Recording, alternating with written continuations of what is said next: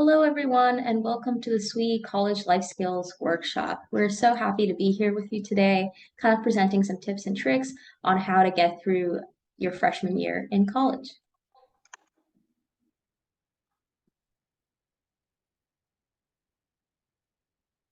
All right, so first, a little bit about SWE. So SWE stands for the Society of Women Engineers, and we're a really big RSO on UW's campus. We have hundreds of members here at UW, and we have many different branches.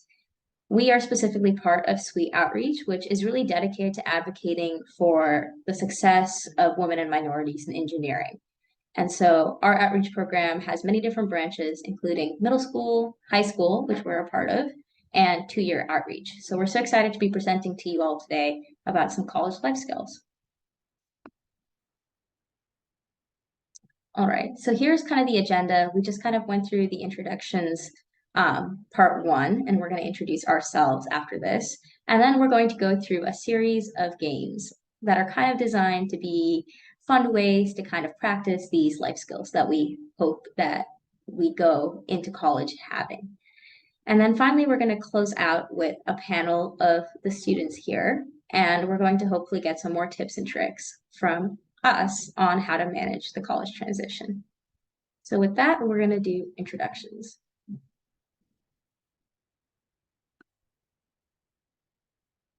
All right, so hi, my name is Aditi. I use she, her pronouns, and I am a bioengineering major. I'm a junior this year. I'm from Issaquah, Washington, so really close to UW campus. And on campus, I am involved in research in the bioengineering department. I'm also an engineering peer educator, an engineering subject tutor. I'm part of a public health RSO called GlobeMed, and I'm also part of SWE. My personal favorite self-care activity is listening to music and or sometimes dancing.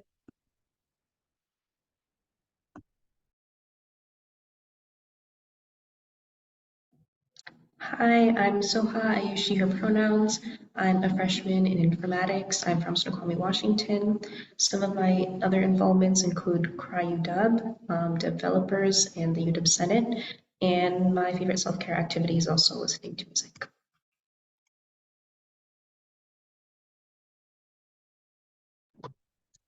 Hi everyone, my name is Jiwon. I'm a freshman in computer science with a minor in business administration. I'm also from Issaquah, Washington, and some of my involvements, other than SWE, are I'm in the honors program. I'm also in Women in Computing, Husky Sales Club, and the Korean Student Association. Some of my favorite self-care includes eating good food with friends and taking walks.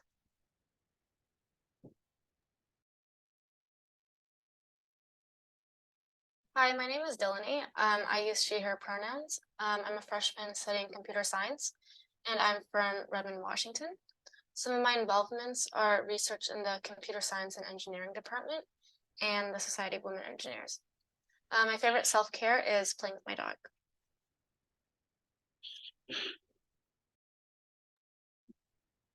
All right, so with that, we're going to go into our first little mini game that we have here. So if everyone could please open Google Calendar or any potential calendar management device you use and just flip to a blank week in preparation for this challenge. So let's put ourselves in the shoes of a freshman, okay? We got lots of things to manage, especially if we're in STEM, especially if we're in engineering or computer science. You've got to juggle classes and commitments like all the ones we just talked about in our introductions. So let's say you have these 6 constraints on your schedule. You've got a certain set of classes you've got to attend. You're part of a research lab, so you got to spend 10 hours doing research every week. You know, you're a student, you've got lots of homework, you got tests coming up all the time, especially if you're going to a school like UW that is on a quarter system. Things kind of come up faster than you think they will. Let's say you're also trying to maintain your health, as we all should in college. So you want to sleep the correct number of hours every night. You want to make time for meals. You want to make time for exercise. And finally, let's say, you know, you're an engineering student. You're part of a design team, let's say. And so you need to spend, you know, a certain number of hours per week working on that design team project. So with all these constraints, let's pause here and take a moment to potentially flesh out a schedule. Let's take 5 minutes to do that now.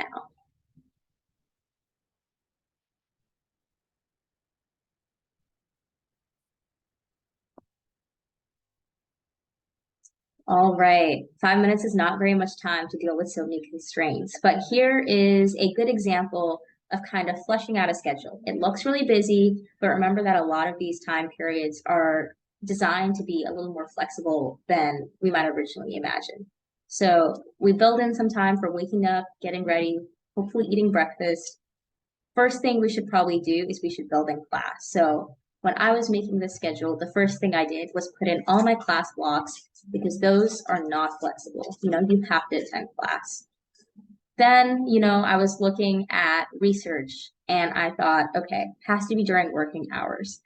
And I was also looking at clubs. Those ones are a little more flexible. They have to be, during daytime, but maybe not necessarily as midday as research is.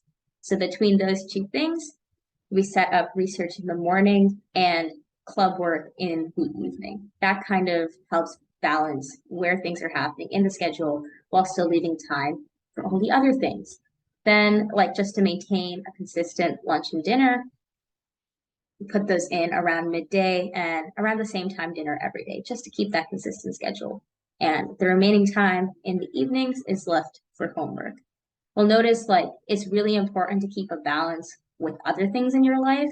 And so purposefully, I left this Saturday middle block free. That's time completely not dedicated to homework or exams that you can go out and, hang out with your friends, go see a movie, anything you want to do that's more fun. So relatively light Saturdays, just to enjoy your life as a college student, and be able to go and do whatever you want at least once a week and do that for yourself and for self-care. So kind of after looking at that activity, we wanted to give a basic list of strategies to manage time. First, you should always know how you spend your time. If you can make a list, particularly by priority and by amount of time you spend on everything, you can kind of start to figure out how you should space your time. What deserves more time, where you should put that stuff in order to space it out properly. Then you want to set priorities. Your research lab might be super important to you, and your clubs might be more of a commitment that you can, let go of on a busy week. Or vice versa, maybe your design team is really intense and you have to be there every week, but your research lab is really flexible. You have to determine for yourself what's most urgent and what you need to spend the most time on in any given day or week. And that will help you manage your time a lot better without burning out. Third, kind of do what we just did. Use a planning tool, whether that be Google Calendar or any other calendar app or a literal planner or a to-do list. Just being able to write things down and visualize it can help really understand your priorities and focus yourself on what you need to do. Then we also want to kind of in a connected way, get organized. You want to make sure you implement a way to keep track of everything day to day. Some people, they forget things that they need to put away right in the morning. I know when I was in high school, I used to put sticky notes on the top of my laptop for things that I was like, I have to remember to do this today right before I leave my house. And so that was one way I implemented planning that wasn't necessarily a planner or Google Calendar. And that helped create my daily routine of making sure I had all the things I needed every day. 5, you probably want to get help from others. You have lots of friends. When you're in college, you're going to have tons of other people around you who are going to be organizing their work in different ways. So getting tips and tricks from other people going through either the same thing or different things can help you understand maybe some new strategies you can try out and how you can improve on your current time management strategies. 6, you want to start your work early. This is especially important if your motivation kind of goes up and down throughout the course of a project. Being able to start early gives you a little bit of flexibility in terms of planning the rest of the work for the project. And you'll be able to still get everything done, even if your motivation goes down somewhere in the middle. It just gives you a little more flexibility in managing your time. So that's also very important. With that, I'm going to hand it off to Jiwon.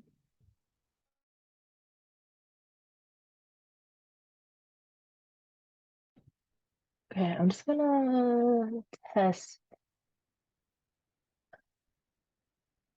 this out.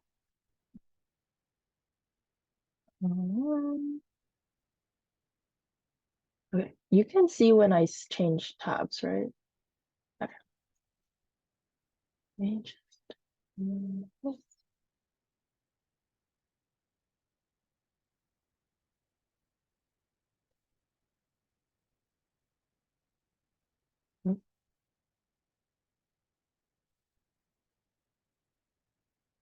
Okay, now I'm going to go through the process of finding different opportunities in college, which you'll find that you'll be doing all the time once you get to college. And this is not only for career or job related things, it could also be for clubs or research opportunities, as well as scholarships. And so while you follow through my short demo, for each search, try to take like 2 to 3 minutes to find at least one opportunity to add to the spreadsheet that we provided, and making sure that you add a link to a website or social, as well as any details on how to get involved or when the applications are due, will help you stay organized and use the tool in the future. So in the spreadsheet that we gave, there's also a link to the instructions, so you can open it up as a PDF file while you go through it. And so first you want to start off with different clubs. And so if you open your browser, and for example, at UW, clubs are called registered student organizations. And so this will help you find your clubs more easily. And so for example, I could search up UW RSO. And you can see like the first link here, it says RSO directory. So that might be a good source for you to go to look at different clubs available. When you follow these links, you can go to this website, which, I'd assume it's like a list of clubs that you can find at UW. And the first example that we had was to get involved in a community while building connections in the dental industry. So you want to identify different keywords that will help you reduce your search and find things quickly.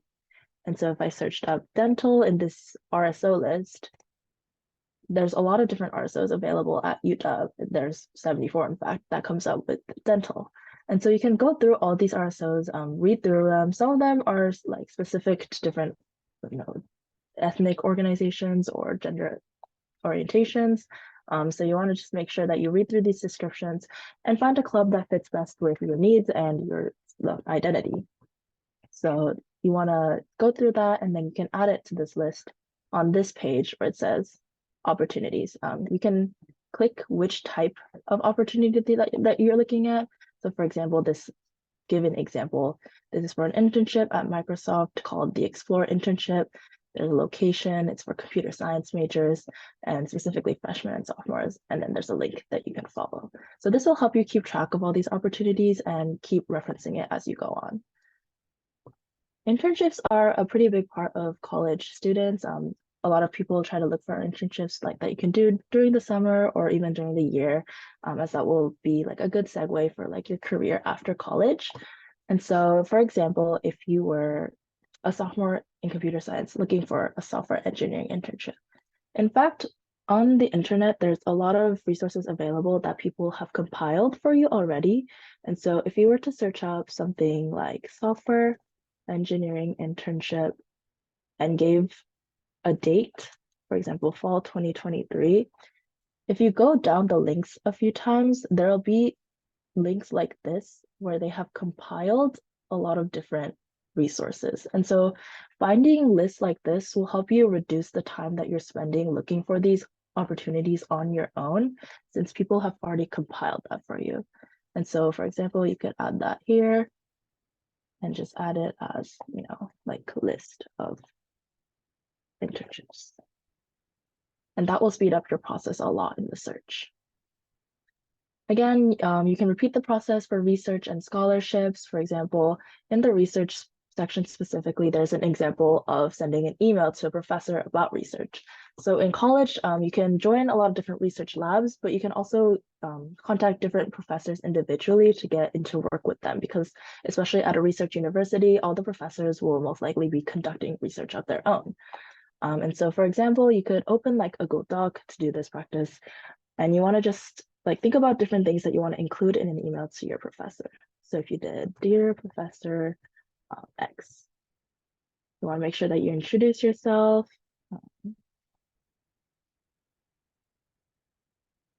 And going on, give your a description of like why you're interested in the research, different qualifications that you have, as well as other information that might be helpful for them wanting to recruit you in their research lab. And so getting practice with sending emails will be helpful for anything you do in college. In college, you'll be sending a lot of different emails, a lot of professional emails. So getting that practice early on is really helpful. Lastly, for scholarships, you can go through this on your own, but there's a lot of different scholarships targeted for different groups. There's merit-based ones, financial or need-based ones, as well as a lot of scholarships that are targeted for certain identification groups.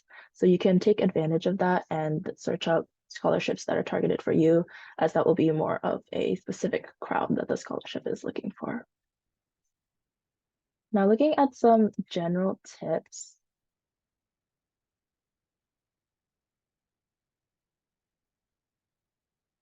Overall, in college, you'll find that the best thing to do in looking for opportunities is to keep applying. You just want to keep applying throughout the year. Of course, there's different time periods during the year that is best for applying. For example, for computer science, which I am doing, a lot of the internships for the next summer will actually be conducted really early on in like end of summer to fall. That's when interviews go on a lot. And so being aware of those like timelines will be really helpful.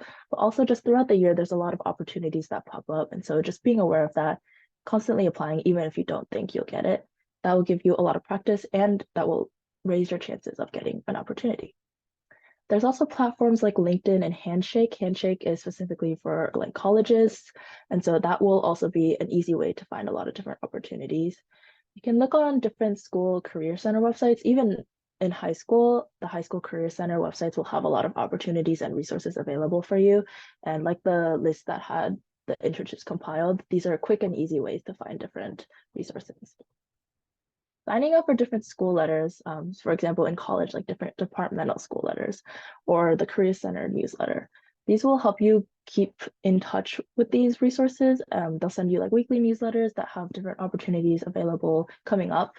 And so that will be really helpful for you to just check your email and like hear about these different opportunities, as well as following clubs and organizations on social media for updates. So just making sure that you're in the loop on these different things, finding different opportunities will be a lot more easier. And again, as I mentioned earlier, finding lists compiled of different opportunities online.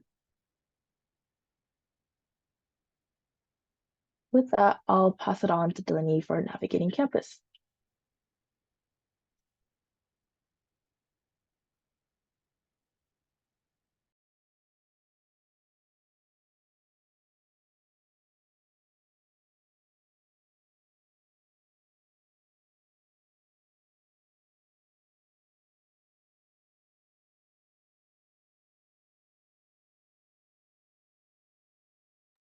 Hello, can you guys see this?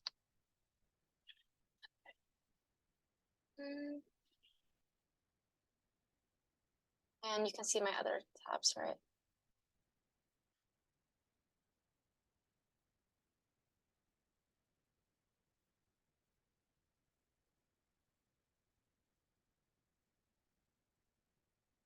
Okay, hello everyone.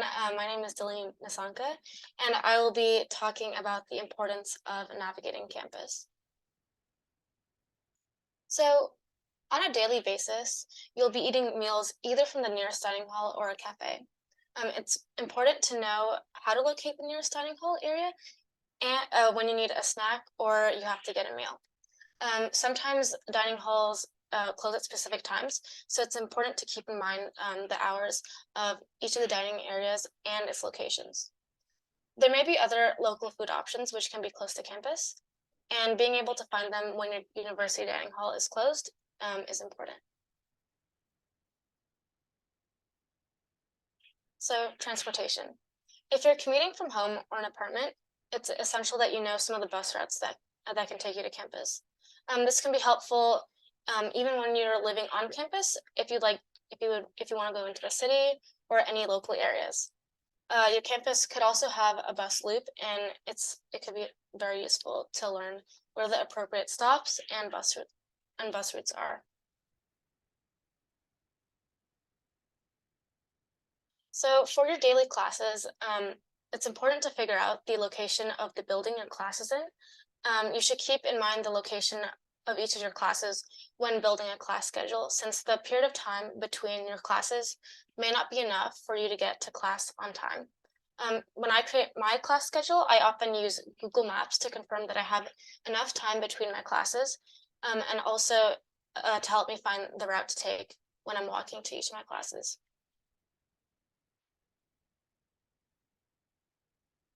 So a majority of the time that you spend in college will be dedicated to studying and preparing for exams.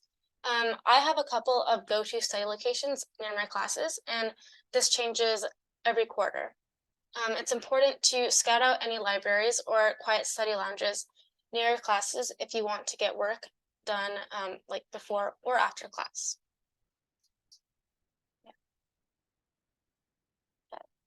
So we'll be playing a quick game, which will test your navigation skills.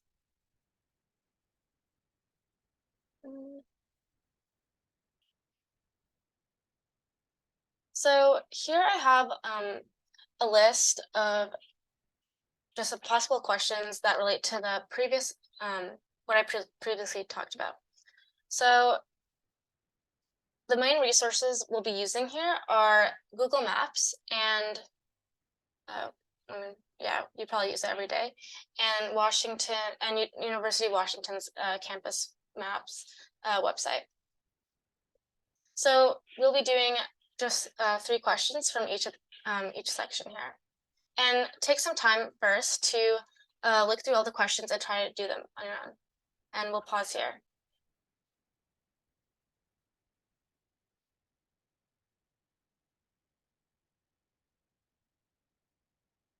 Okay, so the first question, we'll be using the UW Campus Maps website, which is linked here.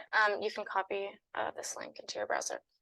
So we'll be locating the nearest dining area inside another hall next to Meany Hall. And yeah, so here is the University of Washington Campus Maps website.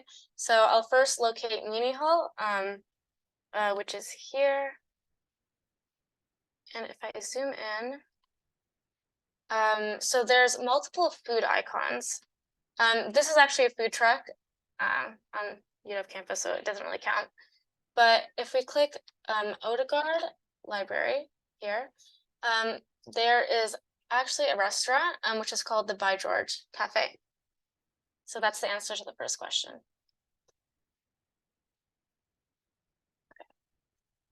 Okay. Yeah, the name of the hall is Odegaard Hall. Yeah. So the next section. So here we'll be using Google Maps. So you have a math class in Kane Hall and a CS class in the Bill and Melinda Gates Center for Computer Science. Will I have enough time to get between my classes with the 10-minute passing period? And so here I'll be using Google Maps, directions. So my starting point is Kane Hall. And my destination is the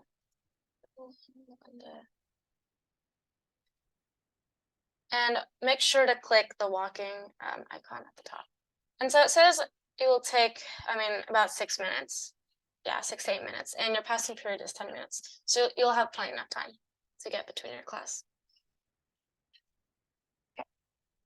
And then the last section, we'll also be using Google Maps. So what bus route should you take if you want to get from Parrington Hall to the Ocean Sciences Building? So here I'll click transit. Parrington Hall and the Ocean Sciences Building. And there it is. So you can get more information when you just look through the site. Yeah. And that is all for navigating campus. And we'll move on to Soha.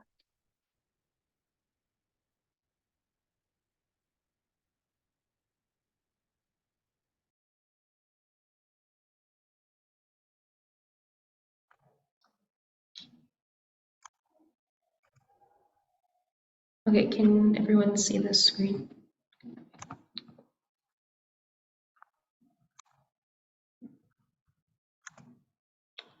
Okay, so now we will be moving on to wellness. So wellness can be defined in three ways. You have academic wellness, which is progressing in your classes, getting to know your professors and TAs, forming study groups, and asking for help. And there's also social wellness, which is actively seeking positive interdependent relationships. And you can do this by joining RSOs, different clubs that interest you, joining like intramural sports, etc. And then you also have emotional wellness. And this is managing your emotions in a healthy way and learning from your challenges. And UW offers many resources for this, such as going to the counseling center, Live Campus Well for additional support, or go outside and exercise. And in college, it is very important to be able to balance these three as they are interconnected and they can sometimes overlap. And it's important to make sure that, if your emotional side isn't doing as well, it can sometimes affect your academic and social side as well. So as for this activity, we will be focusing on calendar management and some ways to create a balanced calendar, especially for classes, is to determine blocks of time for priority and make room for white space. So this is kind of like adding a break into your classes just so you have energy to make sure that you're going to do your best work, and knowing what classes are important, and you need to plan ahead of time. And for UW specifically, the scheduling process can be a bit difficult sometimes and a bit stressful, so it is important to have a backup schedule. And think about progress, not perfection, because it is possible that you don't get classes that you want the first time. So it is important to look at other classes as alternates and to make sure that you're still able to maintain like a positive attitude towards the classes you get, and also exploring different areas of inquiry within the classes you take.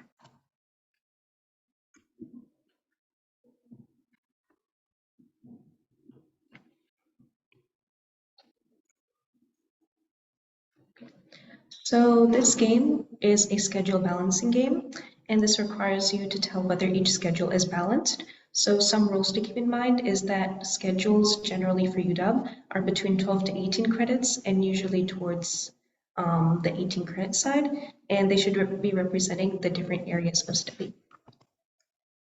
So here I have 4 schedules, and we will just be going over whether these schedules are balanced or not. So the first schedule we have consists of 3 classes, each with 4 credits, and they are all CS classes. So in this case, the schedule is not really balanced because if you look, they're all just focusing on one topic, and while it is important, and while it isn't like possible for you to take classes within like the same subject, it is also important though to look at the gen ed requirements. And as you can see, all of these are I believe natural science and reasoning. So it's important to make sure that you're taking, just one that has a different area of study. So now if you look at this schedule, Schedule 2, which consists of math, English, and an info class, here the schedule would be considered balanced because it's all 5 credits, which is about 15 credits, close to the 18 credit side. And as you can see, they are all fulfilling different general ed requirements. As for this schedule, which is Chem 142 and Phil 100, this schedule would not really be considered balanced because it's only 10 credits. So if you could maybe add another class of another area of inquiry, that would make it balanced. And as for this one, this is physics, stats, English, math. This is way too many credits. Generally anything over 18, you don't want to burden yourself taking all those.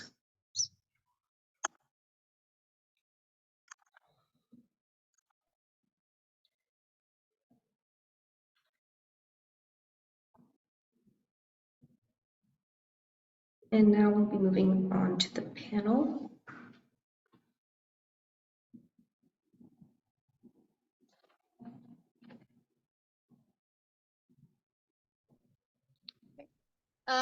So the first question for our panel, is it harder or easier to manage time with a more open or flexible class schedule? I can answer this question first before everyone else shares their 2 cents. But this was a little bit of a misconception that I had coming into college. I thought that more open class schedules would make it easier to manage time because you'd have so much time for homework. And I thought that would be a lot easier, if you're only going to class like 3, 4 hours a day instead of, 6 or 7 hours a day like you do in high school. But the reality is there's a lot of other things you have to manage in college. For example, I personally am part of research, and that's about 8 to 10 hours a week. I also have a part-time job. That's another 8 to 10 hours a week. And so suddenly, there's these like big commitments that take up a lot of that time that you thought was going to be free. And so in some ways, it's a little easier to manage time because you get to actively choose how you structure that time. But a lot of days I find myself having less time than I thought I would. And I find myself, getting back to my apartment like even later than I would have gotten back home in high school. And it makes it a little harder to manage homework. So definitely make sure to still plan things out and don't just assume that college is going to be easier because there's less classes. Yeah, to add on, this quarter for me, I'm taking 18 credits, but a lot of the classes are in the afternoon, so my morning times are actually really free, especially because most clubs and other commitments are usually meeting in the afternoon or evening. But in a way, this makes it kind of harder because there's a lack of structure, and so in the mornings it's easy to like lose track of time or like wake up too late, because if you don't have class, then there's no like strict hard deadline for you to wake up. And so I would actually say that having, sometimes for me at least, having a morning class makes it easier for me to plan out the rest of my day. And also, I think social aspects take up a lot more time in college than you expect it to, like getting lunch with friends or getting dinner with friends, or just like you end up meeting your friends like while walking on campus and then you just like spend time with them or study with them. And so there's a lot of time-taking aspects in college that you don't necessarily plan out. And so you want to keep that in mind when you're like committing to different things or planning different things, because you do end up having a lot less time for like your own time or study time, homework time than you would think you would.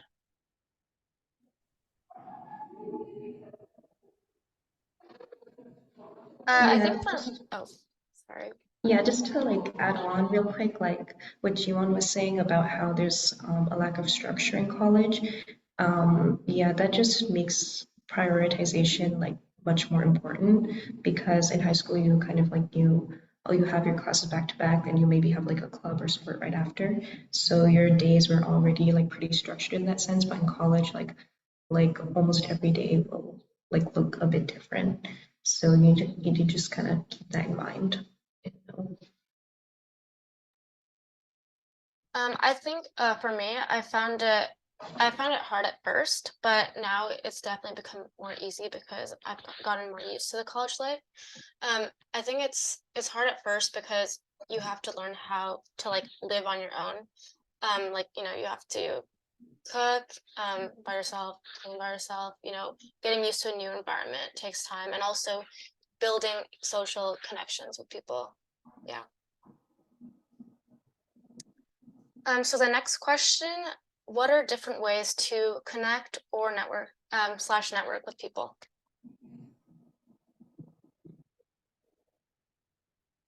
I think one of the biggest ways that I found specifically in engineering is a lot of times your classes will be TA'd by upperclassmen in the same major, or at least that's how it is for my major, bioengineering. Our classes are TA'd by seniors in the major. And usually those TAs are really put together. They just have connections either in industry or with professors. They're doing like really cool research. or they have connections with really cool RSOs. And so just legitimately sometimes going to office hours and things like that is a great way to network. Just build that connection with a TA who has connections with a bunch of other people. And like kind of similarly, your professors are also a really great connection point. Lots of times, especially in STEM type degrees, your professors will have connections with industry, with people who work at really cool startups, or just like connections with, yeah, startups that are doing really cool patents, potentially because their research can be patented. They're developing cool new things. And so building those connections with professors who are teaching classes you're interested in, with TAs, with a lot of times clubs do like mingling events, specifically where you can meet industry partners. Just kind of going through like a lot of typical avenues, I think people would often be surprised at how many ways there are to network with others, just kind of by existing in the regular sphere of your department. Yeah, for me, I think one way how I've been trying to find like a network or a community is like by joining different clubs, or even in college, there's a lot of professional frats. I know coming into college, I had a lot of stigma or like stereotypes of like fraternities or like sororities. But professional frats are different from like what you would normally think of as like Greek life. And so these are very academic and career oriented groups. They do still have that concept of like brotherhood or sisterhood. And so they're still trying to build that community, but they're very academic oriented. So it's a lot of networking with industry, but also within your college. And so for me, just being part of at least one group on campus would be a really great way for you to meet new people, and also get some networking done with industry, especially because in class, especially lectures, because a lot of them can be really big. It's hard to make friends within a lecture because most people will go to take notes and then they like end up going to the next class or like leaving. And so making class and friends can be hard.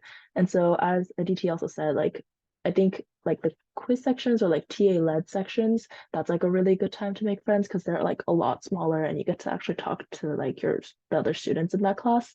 And so that's how I ended up making a lot of friends that are also taking the same classes. Yeah, I agree with what everyone said so far. I think joining RSOs definitely because it also shows like what you're interested in, and that can also help you, kind of know what your career is. And I think also in classes, yeah, I think TAs, like the TA-led classes, are definitely a better chance to get to know people. And I think like forming study groups that way, just so you're able to kind of see different opportunities and you're also able to like offer, like other people different opportunities and able to like work together in that sense.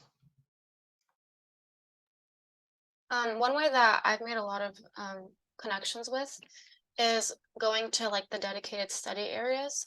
So in the Paul Allen building, there's like a basement area where all the undergrads work. And I've met so many like upperclassmen, people who are taking the same classes as me, or I don't know, yeah. And I just made a lot of connections there and learned about, what they're doing, what internships they've done, what research they're doing right now. And I met a lot of people there. Also what Aditi said, talking with professors. That's one really good way to make connections. If you can get research in their lab, and you can meet a lot of the grad students there. I made a lot of connections through research, just talking to talking to the grad students and getting to know them, yeah, and what research they're doing. So the next question is, what was most challenging about transitioning to college? So personally for me, I think people kind of mentioned it in the time management section of the panel, but basically the hardest thing for me was definitely like making time for just life things that you have to do when you live on your own. Just like remembering that like vacuum checkout is, between 5 and 6 p.m. in the dorms. And so like, if you're not there, you got to get your roommate to do it at some point, grab a vacuum and get the vacuuming done because otherwise, your room becomes a mess. like scheduling time to clean the bathroom, scheduling time to, like go down to the first floor and do your laundry, making sure like, if you pick like a weekend, like all the laundry machines are going to be taken and it's going to take you probably a little longer to get your laundry done.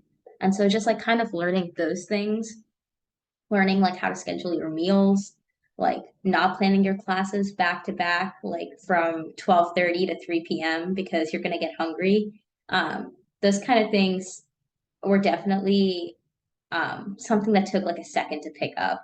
And I think that transition, like if you're not prepared for it, like your health, your physical health, sometimes like your emotional health can like suffer a little bit, like when you transition to college, because you're not managing like all those things that are important to like keeping a clean, functioning space and like a functioning life. So definitely something to be aware of. It's always going to be a bit of an adjustment, but just making sure it's an adjustment that's manageable for you, not being like blindsided by it. That was definitely a challenge for me. Yeah, I definitely agree with the time management part of the adjustment. That was also a struggle for me this year. I think another big change is like the social scene, especially if you're dorming. Like a lot of people, especially like freshmen, will also be dorming. And so you end up seeing like people repeatedly and also like your friends like all over the campus, especially because like at Utah, most of like upperclassmen will be off campus for like housing. And so you'll get to see a lot of freshmen like all the time, which is good for like making friends and like seeing people, but can also be like draining or like a little tiring sometimes, especially when you're getting burnt out by like academics or other things. And so I think just like understanding and accepting that you need alone time or like you need some independent time sometimes and being able to recognize that is also important. I think a lot of people in college especially experience like FOMO, like fear of missing out. And so like if they see that like their friends are hanging out, like even if they're tired, like they want to go join. But just being in touch with like what you need and like you're feeling like in the moment and just remembering that there's a lot of social opportunities and just like in general there's a lot of opportunities available, so you don't always have to be doing everything all the time. I think it's just really easy to get burnt out in college. You can also like overbook yourself with like academics or career things. And so just like remembering that everyone is at different like stages and everyone's doing different things and you're not falling behind or you're not like being excluded because you like miss out on one thing. And so just reminding yourself that has been like pretty big for like my first year.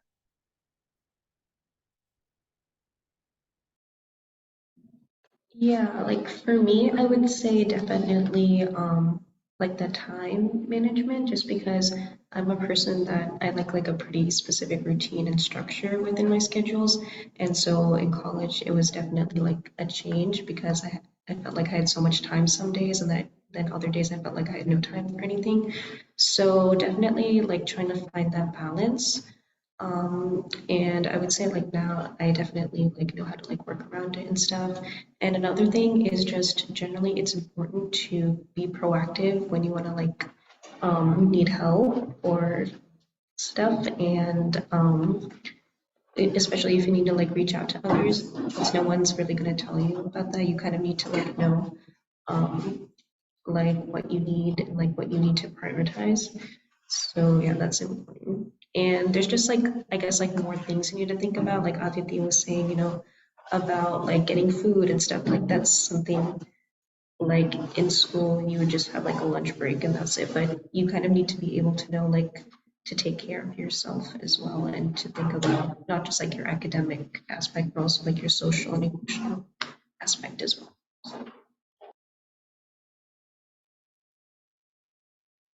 Yeah, I also agree with what everyone said about like time commitment and time management.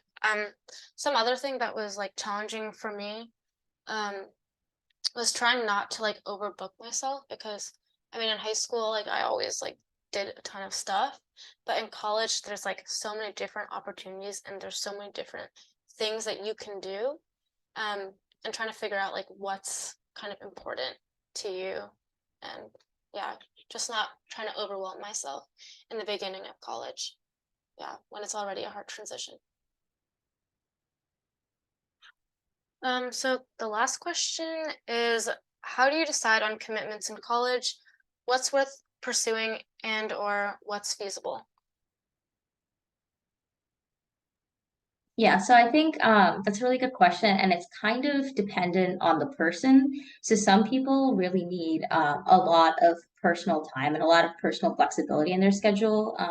Like maybe like you're a person who like like your motivation kind of comes and goes, which is totally fine, but you just need like more time to have more of those bursts of motivation so you can get your work done. Some people, they're really good at just like hunkering down and like getting stuff like pounded out really fast before a deadline, and so like they feel comfortable taking on more stuff to fill like Soho was saying, like that white space in your schedule, like with other commitments, because they feel like they can still manage, all the academics that come first, even with other commitments. So it really depends person to person. I think for me personally, things that I really value doing are, first of all, like things that I just really enjoy. For example, I really like mentorship and teaching. And so a lot of my extracurriculars are kind of based on like either tutoring or peer mentorship and things like that, because that's just something I really value. So a lot of my extracurriculars are centered around that. And none of those things ever really feel like a chore to me because like I just really enjoy doing it. And so it's like time you're always, or at least time I'm always willing to put in. And so it's worth it to me. Other things that are really important, sometimes if you're in like a financial situation where you want to have a little bit of extra money, or like you want to do certain things with your friends and that's going to cost money and like you need to pay for that yourself. Part-time jobs are a really good thing to look into in college. Campuses often have student jobs that have like relatively flexible hours because they know you're a student. And it's like a nice way to like make a little bit of extra money if you need it and or want it. And so a lot of times if that's like a defining factor for you, that's like what I would say is probably like a primary like extracurricular to pursue. And then also I think things that are career oriented. So for example, if you're really interested in getting a certain internship, being part of a specific design team can be really valuable. Like if you want to get an internship in auto manufacturing, working on one of the design teams on campus that builds a car might be like really valuable and give you really valuable experience. Or if you're really interested in going to grad school, doing research is really worth your time to like dedicate like a really solid number of hours to and get really good at, get really experienced with. So I think for me at least, a lot of the things that I think are worth putting time into are first things I just really enjoy and don't feel like, a drain to put time into. And then second, things that I feel really align with my personal interests career wise and that will really help like post graduation potentially. So those are kind of the main things I look for deciding whether an opportunity is worth it. Yeah, for me, in the beginning of this year, I like was really overwhelmed with like how many different things there were available at college. And so what I did, which worked for me because I like organizing things, I like put into my schedule all like the club event meeting times of like different RSOs that I wanted to check out. And so depending on the day, I would just attend one of the events. Usually like in the beginning of each quarter, it's like an introductory type of meeting. And so I would just go to some of the events, usually with like a friend, and just check out the different clubs. And then from there, based on like my quarter schedule, I would decide what club I wanted to join. And in the beginning of the year, I spent a lot of time going through like the club directory that we showed earlier and just like looking through all the available clubs and also talking to upperclassmen who are in those clubs. That helps a lot. For me, I like to do like social outings, just like have fun with different people. And so for me, like having like a social RSO or club is just like fun for me. And so for me, like KSA is part of that. And I just get to meet a lot of people. And instead of being like academic or career or like work oriented, it's just like games and like having fun. And so it's like planned within my day, but it's still like social and like just having fun rather than like working on something. And so that helped for me. Of course, it depends on the person. Like if you prefer just spending time with like a few of your friends or just doing something by yourself in your room, like I think that's just like how you want to spend your like free time or like your social time.